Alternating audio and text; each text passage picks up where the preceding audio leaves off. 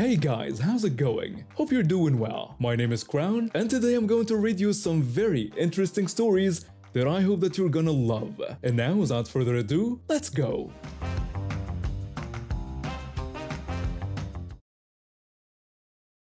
It was summer 2020, right in the thick of the pandemic. My wife was 7 months pregnant with our fourth child, and we had our three kids with us, ages 4, 2, and 6 months.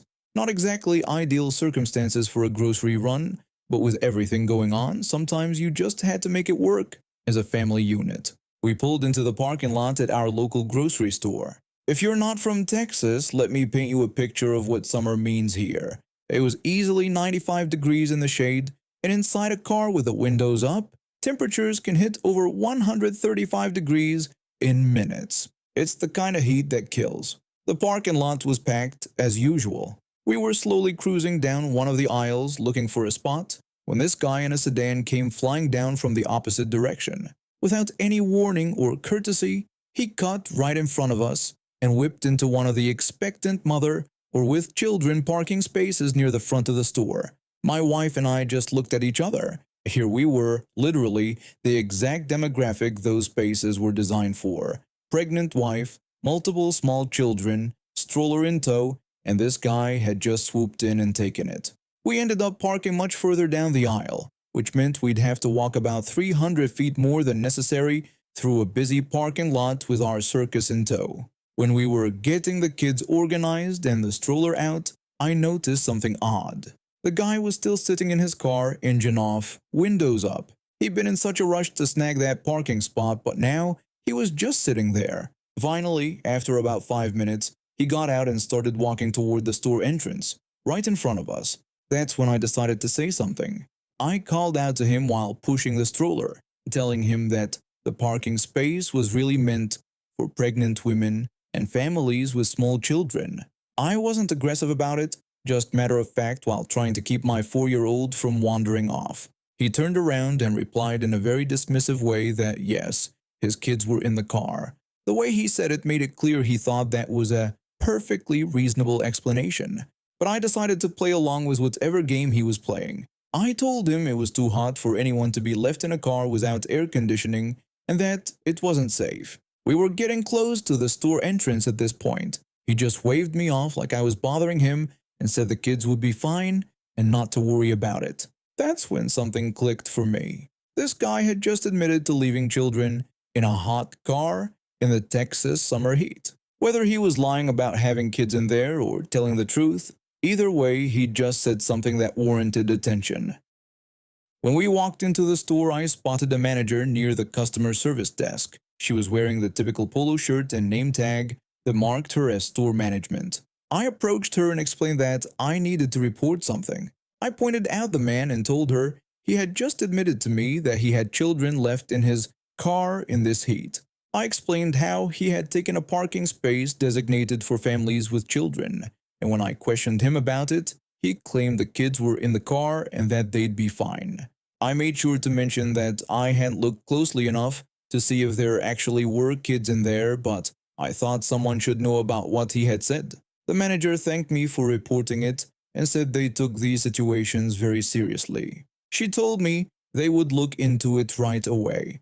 This particular grocery chain takes their community image very seriously. They're practically a Texas institution, with local sports, celebrity commercials, and heavy community involvement. More importantly, they understand that kids and pets die in hot cars in Texas summers. It can happen in less than 15 minutes. The store typically has a constable on duty, partly for peace of mind and partly for situations exactly like this. If this guy really did have kids in that car, I had a responsibility to report it. If he was lying, well, that was on him for making the claim. All I did was repeat exactly what he told me. His words, not mine. My family and I went about our shopping. With a pregnant wife and 3 kids, everything takes longer than it should. We needed to grab essentials, navigate the crowded aisles while maintaining social distancing, and keep the kids from touching everything in sight. About 25 minutes later, we were ready to check out and head back to the car. When we walked back through the parking lot, pushing our cart and corralling the kids, I could see the guy's car in the distance. and there he was standing next to his sedan having what looked like a very animated conversation with a constable in uniform. Even from a distance, I could see the constable's body language. Arms crossed, very serious expression, the kind of stance that said someone was in trouble. The guy was gesticulating wildly while the officer appeared to be taking notes and asking questions. I smiled a little when we loaded our groceries and got the kids buckled in. When we drove past his car to exit the parking lot, I could see him still trying to explain himself to the increasingly unimpressed officer. I thought back to his dismissive words from earlier. He'd be fine and not to worry about it. I never had to lie or exaggerate anything. I simply reported exactly what he told me, word for word. Whether he really had kids in that car or was just being a selfish liar about the parking space, either way he'd earned whatever conversation he was having with that constable. I'm a single mom to a 9-year-old girl, and my ex-husband has been dating this woman for about 6 months now. She has 2 little girls, ages 4 and 5. When my ex and I got divorced 2 years ago, we promised each other we'd always put our daughter first. Things were actually going pretty well until he started dating his new girlfriend. Don't get me wrong, I want him to be happy, but this woman has been pushing boundaries from day one. The problem started small. My daughter would come back from her dad's house talking about how the little girls would get into her stuff, break her toys, and follow her everywhere. She's 9, she needs her space. But whenever I brought this up with my ex, he'd brush it off and say the kids were just getting to know each other. Then came the big events. Every single birthday party, school play, or special occasion suddenly became a group activity. My daughter's birthday dinner? The girlfriend and her kids had to come. Her school award ceremony? Same thing. I kept trying to explain that our daughter needed some one-on-one time with her dad, but he just didn't get it. So when Halloween rolled around, I was determined to protect this one event. My daughter had been planning for weeks to go trick-or-treating with her best friend and the friend's family. It was my custody time and I was looking forward to just enjoying the evening with her. That's when my ex called. He asked if he could bring his girlfriend and her daughters along for Halloween. I told him no, explaining that our daughter was going with her friend's family and I wanted her to just enjoy that without having to worry about entertaining the little ones. He asked what I meant by bringing the girls, so I clarified that I was talking about his girlfriend and her daughters who wanted to join us for trick-or-treating. He pushed back, telling me not to be difficult and saying his girlfriend really wanted to be included. I reminded him this wasn't about her, but about our daughter having space to be a kid with her friend. He called me ridiculous and said they were practically family now. I disagreed, pointing out they'd only been dating for 6 months. I also mentioned that our daughter had told me that little girls could be overwhelming. He seemed surprised by this and asked when she had said that. I told him it had been multiple times and I reminded him that I had even invited them all to the Halloween event at school earlier in the week. That's when he really lost it. He accused me of being jealous that he'd moved on and said I couldn't stand that he was happy. I said this had nothing to do with his relationship and was about our daughter. He then told me his girlfriend didn't have many friends in the area and was really looking forward to Halloween. He wanted me to sacrifice our daughter's Halloween plans because his girlfriend was lonely. I told him that wasn't my problem to solve and reminded him that our daughter came first. He called me selfish and petty. I said I was being a parent and he hung up on me. Halloween evening came and my daughter looked adorable in her witch costume. We met up with her friend's family at their house and the kids were so excited. We'd been walking around the neighborhood for about 30 minutes when I saw a familiar car pull up.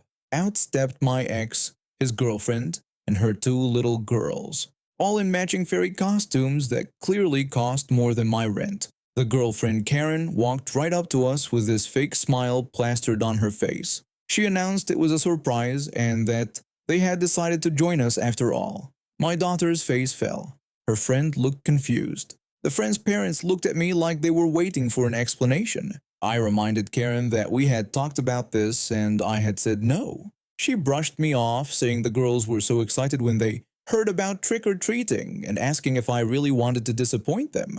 She gestured to her daughters who were already running toward the next house. My ex just stood there looking uncomfortable. I told them they needed to leave immediately. Karen got defensive, saying it was a public street and they had just as much right to be there as we did. The friend's mom suggested maybe they should continue on their own route, clearly uncomfortable with the situation. My daughter looked like she was about to cry. Her special evening with her friend was being hijacked, and there was nothing she could do about it.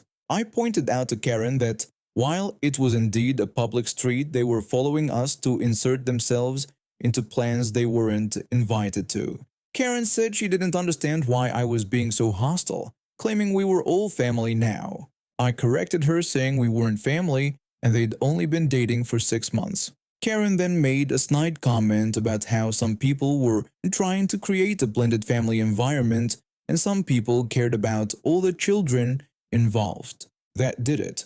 She was implying I didn't care about her kids while steamrolling over my daughter's needs. I told Karen she was absolutely right. She should take her girls trick-or-treating, just not with us. Karen got angry, saying I couldn't tell them where they could and couldn't go. I explained that if they continued following us and disrupting our evening, I'd be calling the police for harassment. My ex finally found his voice and said that seemed a bit extreme. I asked if it really was extreme, considering they were told no multiple times yet, here they were, making our daughter uncomfortable and ruining her plans with her friend. I turned to my daughter, who was holding her friend's hand and looking miserable. I asked her if she wanted to keep trick-or-treating with her friend or if she wanted to go home. Smart kid that she is, she asked if we could just go to a different neighborhood. The friend's parents immediately agreed, and we started walking back to their car. But Karen wasn't done. She shouted after us that I was teaching my daughter to be exclusive and unwelcoming, asking what kind of example that was. I stopped walking and turned around. The friend's parents had already gotten the kids in the car so I could speak freely. I told Karen exactly what kind of example I was setting. I was showing my daughter that it's okay to have boundaries, that she doesn't have to sacrifice her happiness to avoid hurting other people's feelings, and that when someone says no, it means no. Karen protested that the little girls were so excited. I told her then she should have planned her own trick-or-treating route instead of trying to hijack ours. My ex tried to suggest we compromise, but I reminded him the time for compromise was when I offered to have them all at the school Halloween event, which they had attended. I explained that they wanted this too, even after I explained why it wasn't appropriate. Then Karen really showed her true colors. She said she thought I was just intimidated by her, that I couldn't handle that he'd moved on with someone younger and prettier. I almost laughed. She was maybe 3 years younger than me and looked like she'd gotten her makeup done by a toddler. I told Karen she was right. I was intimidated. I was intimidated by someone who had so little respect for boundaries that she crashes a 9-year-old's Halloween plans. I was intimidated by someone who thinks 6 months of dating makes her entitled to every family moment. I was intimidated by someone who puts her own needs above the children she claims to care about. She just stood there with her mouth open. I told them to enjoy their Halloween but to stay away from us. I got in the car and we drove to a different neighborhood. The kids had an amazing time, collected tons of candy, and my daughter was back to her happy self within an hour. The next day I got a text from my ex apologizing and admitting that his girlfriend had suggested the whole thing. Apparently she'd been jealous that I was taking our daughter trick-or-treating and wanted to establish dominance in the relationship. I screenshotted that text and saved it for our next custody mediation. Something tells me it's going to be very useful.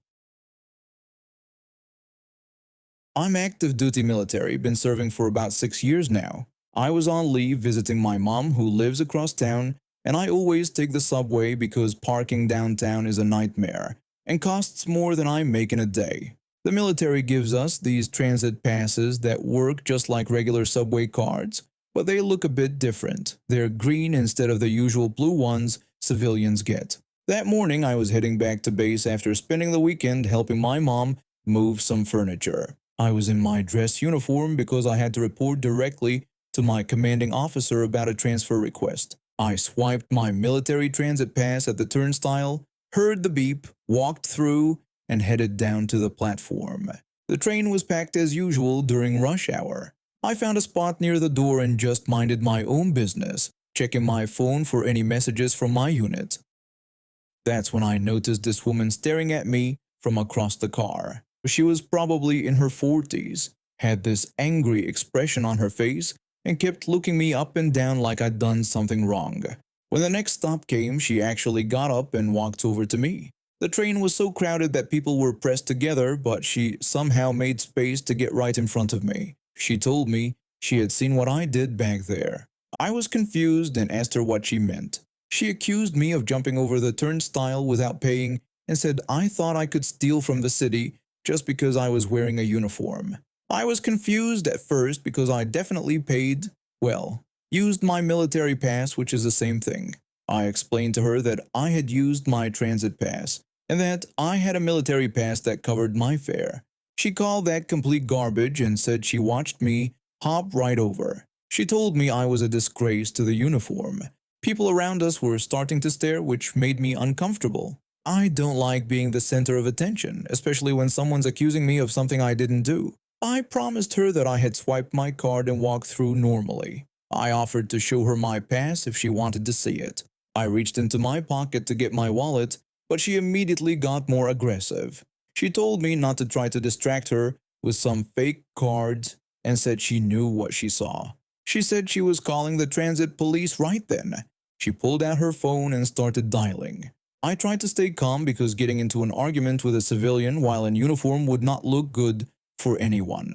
I asked her to understand that there had been a misunderstanding and explained again that I had paid my fare with a valid military transit pass. She yelled at me to stop lying and accused me of jumping the turnstile and trying to cover it up. She said this was exactly what was wrong with people like me, thinking we could get away with anything. The train stopped at the next station, and I figured this would be a good time to just get off and take the next one. Sometimes it's better to just remove yourself from a bad situation. I told her I was going to get off there and catch the next train and wished her a good day. I started moving toward the door, but she blocked my path. She said I wasn't going anywhere until the police got there. I explained to her that she couldn't detain me and that I needed to get off the train. She said to watch her, like she was going to prove she could stop me. That's when things got really crazy. When I tried to step around her to get to the door, she literally jumped on my back, like full-on piggyback style, wrapping her arms around my neck. She screamed that I wasn't going anywhere and called me a fair dodger. I tried to reach back and get her off me without hurting her, but then I felt her teeth near my ear. She was actually trying to bite me. At that point, my military training kicked in. When someone attacks you and you're in genuine danger, you respond appropriately. I grabbed her arms, ducked forward, and flipped her over my shoulder. She landed hard on the train floor with this loud thud that made everyone in the car gasp. She was lying there groaning, holding her back. I immediately felt bad even though she had attacked me first. I asked if she was okay and apologized, explaining that she had been attacking me. She screamed that I had assaulted her and yelled for someone to call 911. She kept shouting that this soldier had assaulted her. Other passengers were pulling out their phones, some recording, others calling for help. The train operator stopped the train and called for emergency services. Within minutes, paramedics and transit police were on the scene. Karen was still lying on the floor complaining about her back, so they put her on a stretcher. The whole time she was yelling about how I was a criminal and had assaulted her. The transit police asked several witnesses what happened, and thankfully multiple people backed up my version of events. One businessman even had recorded part of the incident on his phone, clearly showing her jumping on my back and trying to bite me. The transit officer told me they had reviewed the turnstile footage and that my military pass was used correctly at 8:47 a.m. He told me that I had paid my fare. She insisted that was impossible and kept saying she had seen me jump over. The transit officer explained to her that the footage was very clear and that she had been mistaken. They loaded her into the ambulance. She was still screaming about how I was lying and how she was going to sue everyone. The transit officer told me I was free to go and that I might need to give a statement later, but that it was clearly self-defense. Karen ended up getting charged with assault. Working at a plasma donation center for about 2 years now has shown me all kinds of people. For those who don't know, here in the US you actually get paid to donate plasma, usually around $40 to $60 per donation depending on your weight and how often you come in. The money isn't amazing, but it's decent for what's essentially sitting in a chair for an hour while a machine filters your blood. The job itself isn't bad. Most donors are pretty chill people who just want to make some extra cash. Some are college students paying for textbooks, others are folks between jobs trying to make ends meet. But because we're essentially paying people for a medical procedure, we get our fair share of interesting characters. And by interesting, I mean people who think they're entitled to money just for walking through our doors. I started working here after I graduated with my biology degree but couldn't find anything in my field right away. The plasma center was hiring phlebotomists, and even though I didn't have experience drawing blood, they were willing to train me. The medical side of things fascinated me, how we screen people, check their vitals, make sure they're healthy enough to donate safely. It's actually pretty complex stuff with strict federal regulations. One thing I learned quickly is that plasma donation can be dangerous if not done properly. That's why we have all these safety protocols. We check your blood pressure, pulse, temperature, protein levels, and hematocrit before every donation. Each measurement has to fall within a specific range for you to be cleared to donate. If something's off, you get deferred until the next day. No exceptions.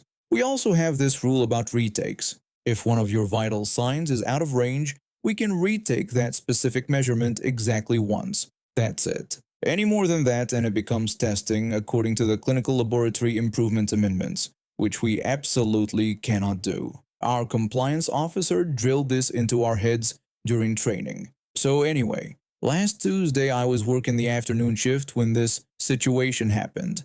My co-worker was doing the screening for this woman who looked to be in her 30s. She seemed normal at first, filled out her paperwork, answered the health questionnaire, seemed eager to get started since she mentioned being a new donor. But then my co-worker had to retake one of her measurements. I could see from across the room that something was wrong by the way my co-worker's shoulders tensed up. My co-worker apologized and told the woman that her measurement was still out of range after the retake, so she would have to try again tomorrow. The woman's voice got loud real quick. She complained that this was crazy and that she would miss out on the new donor promotion because of this. She was talking about our new donor bonus. First-time donors get an extra $20 on top of their regular payment if they complete their first donation within a certain time frame. My co-worker apologized again but said there was nothing she could do. The woman demanded to know if my co-worker could take the measurement again. My co-worker explained that, unfortunately, we could only take each measurement twice, and that those were the rules she had to follow. Now at this point, I'm trying to focus on my own donor, but this woman's voice is carrying across the entire screening area. Other donors are starting to look over. The woman asked if all this was because her blood pressure was too high. My co-worker corrected her and said it was actually her hematocrit level that was the problem. And this is where things got weird. The woman paused for a second like she was processing this information. Then she claimed that she had seen one of our co-workers let a man donate the other day when he was 2 points below one of his measurements. My co-worker said she didn't know anything about that, but that she had to follow the rules. The woman then demanded to speak to whoever was in charge, and she wanted to talk to them in private.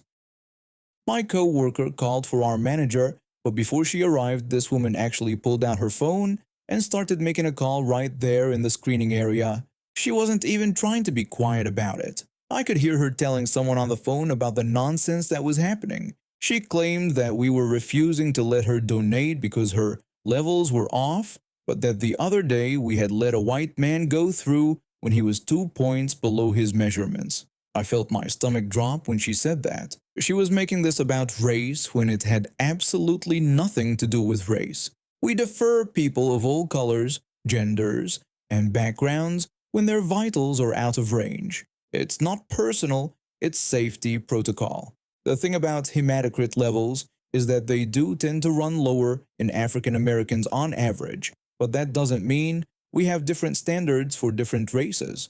The acceptable range is the same for everyone, and it's based on medical safety, not demographics. When our manager finally showed up, she took the woman into one of our private consultation rooms. Through the thin walls, we could hear the same conversation happening all over again.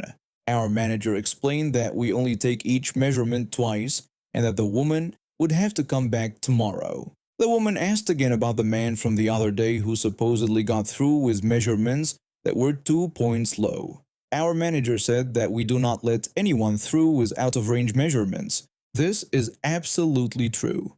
Our computer system literally won't allow us to proceed if we enter an out-of-range measurement. There's no override button, no manager code that can bypass it. The system just won't let you continue. Our manager suggested that the woman might have misunderstood or misheard what happened with that other donor. She explained that the medical historian was probably warning him that his measurement was 2 points away from being too low. We let people know when a measurement is close to being too low so they can prevent themselves from actually being too low next time. The manager asked if the woman understood this explanation. The woman said yes, she understood. But apparently she didn't understand because when she came out of that room, she was back on her phone. I could hear her telling her friend that she didn't understand and that this whole situation was crazy. She walked out of the center still talking loudly on her phone about how unfair we were being and how she was going to report us to corporate. After she left, all of us staff members gathered around our manager. We were all pretty shaken up by how she'd handled the situation, especially the racial accusations. I asked if we were going to ban her. My coworker begged our manager to say yes, saying that the woman's behavior was completely inappropriate. Our other coworker pointed out that she had accused us of racial discrimination over basic safety protocols. But our manager just shook her head. She explained that even though the situation was frustrating, the woman hadn't actually done anything that would qualify for a ban according to corporate policy. She had been rude, but she hadn't threatened anyone or caused a physical disturbance. We all groaned. This meant she could come back tomorrow and potentially cause the same scene all over again. Our manager told us that she had documented everything that happened. She said if the woman came back and caused problems again, then we would have grounds to ban her. 2 days later, guess who showed up again? And guess whose vitals were perfectly fine this time, allowing her to donate without any issues. She got her new donor bonus and acted like nothing had ever happened. Didn't even acknowledge any of the staff members who had been there during her meltdown. The whole experience left me frustrated with how entitled some people can be. We're not a McDonald's where the customer is always right. We're a medical facility with strict safety protocols that exist to protect donors' health and our company's liability. When someone's vitals are out of range, we're not being difficult, we're potentially preventing a medical emergency. But here's the thing that really gets me. If we had actually let her donate with those out-of-range vitals and something had gone wrong during the procedure, she would have been the first person to sue us for endangering her health. People want it both ways. They want us to bend the rules when it's convenient for them, but they also want us to be responsible for their safety. My manager was this really cool woman in her 40s who'd been with the company for over a decade. She knew the ins and outs of everything and never made our lives unnecessarily difficult. One of the things I loved about working under her was how she handled our timesheets. Every 2 weeks, we had to fill out these forms tracking our hours for payroll processing. The company policy was pretty straightforward. Timesheets had to be completed by close of business on Friday, so payroll could process them first thing Monday morning. Our manager had this system down to a science. She'd come around Friday morning, sign off on everyone's timesheets, and then make sure they got to payroll before 5 p.m. Simple, efficient, and it meant we all got paid on time without any hassle. She trusted us to accurately report our hours, and we respected her for making the whole process smooth. But then, life happened. Her daughter was pregnant with her first child, and she needed to take extended leave to help out. I was genuinely happy for her, but I'll admit I was worried about who they'd bring in to replace her temporarily. Enter the new guy. He was probably in his late 20s, fresh from some management training program, and he walked in like he owned the place. From day one, it was clear he thought he was going to revolutionize how our department worked. The guy had this attitude like everything we'd been doing was wrong, and only he could fix it. The first week was mostly him observing and asking questions. I thought maybe he was just trying to learn the ropes. Week 2, he called a team meeting. He announced that he'd been reviewing our processes and had identified several inefficiencies that needed immediate correction. When he got to the topic of timesheets, he declared that he'd noticed we'd all been filling them out before actually completing our full fortnightly hours, which he said was unacceptable. I tried to explain that we'd always done it this way and that our regular manager signed them Friday morning to get them to payroll on time. He dismissed this completely, saying that our regular manager wasn't here anymore and things were going to change. From now on, he insisted, we'd complete our timesheets only after we'd worked our full 40 hours for the pay period. He claimed this would ensure accuracy and accountability. One of my co-workers pointed out that this meant we'd have to finish our timesheets after 5 p.m. on Friday, when payroll was already closed. He brushed off this concern, saying we should have thought about that before being inefficient with our time management. This guy was basically ensuring we'd all get paid late just to satisfy some weird power trip. When I asked if our paychecks would be delayed every 2 weeks because of this new rule, he called it a temporary inconvenience for long-term accuracy and told us we'd adapt. That first Friday under the new system was a disaster. We all had to stay past 5 p.m. to fill out our timesheets, then wait for him to sign them. By the time we were done, payroll had been closed for over an hour. Our timesheets sat on his desk all weekend. That night, a bunch of us went to the bar across the street. It's this little place that does happy hour from 6 p.m. to 7 p.m. Cheap drinks, good atmosphere. We'd gone there occasionally before, but now we were all there venting about our new manager. My co-workers were all complaining about how ridiculous the situation was and how we'd all be paid late because he wanted to flex his authority. That's when I suggested that if he was going to make us stay late anyway, we might as well take our time with those timesheets. When someone asked what I meant, I explained that he had to stay until we were all done and he'd signed everything. If we were going to be there past 5 p.m. anyway, why should we rush? And that's how our little rebellion started. The next Friday, instead of quickly filling out our timesheets and getting them signed, we took our sweet time. We double-checked every entry, discussed our hours with each other, asked clarifying questions. What used to take 15 minutes now took over an hour. He started getting impatient, asking why everyone was moving so slowly. I told him we were just being thorough since he'd said accuracy was important. He couldn't argue with that logic. By the time we finished, it was almost 6 p.m. He was visibly frustrated, pacing around while we leisurely filled out our forms. After he signed the last one, most of us headed straight to the bar. He had to stay behind to lock up the office. The third week, we refined our approach. We started chatting more while doing the timesheets, asking each other about weekend plans, discussing work projects, all perfectly legitimate workplace conversation, just happening at the most inconvenient time for our manager. He kept asking us to focus on getting the timesheets done, and we'd politely respond that we were focused, just making sure everything was correct since he'd emphasized how important accuracy was. By week 4, we had this down to an art form.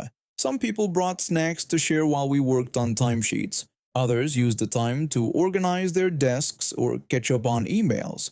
All legitimate work activities, just happening very slowly. He complained that it was taking way too long and I apologized, explaining that since he'd said we had to wait until after 5 p.m. to start these, we were doing our best. The guy was getting more frustrated each week, but he couldn't really complain because we were following his rules exactly. Week 5 was when we really pushed it. We didn't finish until almost 6:30 p.m. By then he was practically fuming. His face was red, he kept checking his watch, and he was tapping his fingers impatiently on his desk. He finally exploded, declaring that the timesheet process was taking an unacceptable amount of time. One of my co-workers suggested that if we could fill them out earlier in the day when we had more energy, they'd probably go faster. He angrily insisted that wasn't how we were doing things now. I just shrugged and said that Then I guess this was how long they took. The sixth week was our masterpiece. We managed to stretch the timesheet process until 5 minutes before 6 p.m. The manager was absolutely livid. He kept making these frustrated sighing noises. He finally accused us all of doing this on purpose. I asked him what exactly we were doing on purpose, following his timesheet policy. He told me not to play dumb with him. Another co-worker innocently said, "We were just being thorough like he'd asked." That weekend, something must have happened behind the scenes. Monday morning, we got an email from upper management saying there had been concerns raised about payroll processing delays in our department. Tuesday, the temporary manager was gone. Wednesday, one of our senior co-workers was asked to step in as interim manager until our regular boss came back from leave. She immediately announced that we'd go back to the old timesheet system with Friday morning sign-offs to get them to payroll by 5 p.m. The relief in the room was immediate. We all started laughing and joking about the past 6 weeks. When I asked if we could really fill out timesheets before 5 p.m. on Friday, she confirmed that of course we could. That's how it had always worked. Turns out someone in upper management had noticed that our entire department's paychecks were consistently late and started asking questions. When they traced it back to the timesheet policy change, they realized the temporary manager had created an impossible situation that was costing the company money in delayed payroll processing. We heard that when they confronted him about it, he tried to blame us for being slow and uncooperative, but the timing records showed exactly when our timesheets were being submitted, and it was pretty obvious what had really happened. Our real manager came back 2 months later, and everything went back to normal. The temporary manager never came back, and we never had to deal with arbitrary policy changes again. And now we have reached the end of today's stories. Thank you for watching, and see you next time.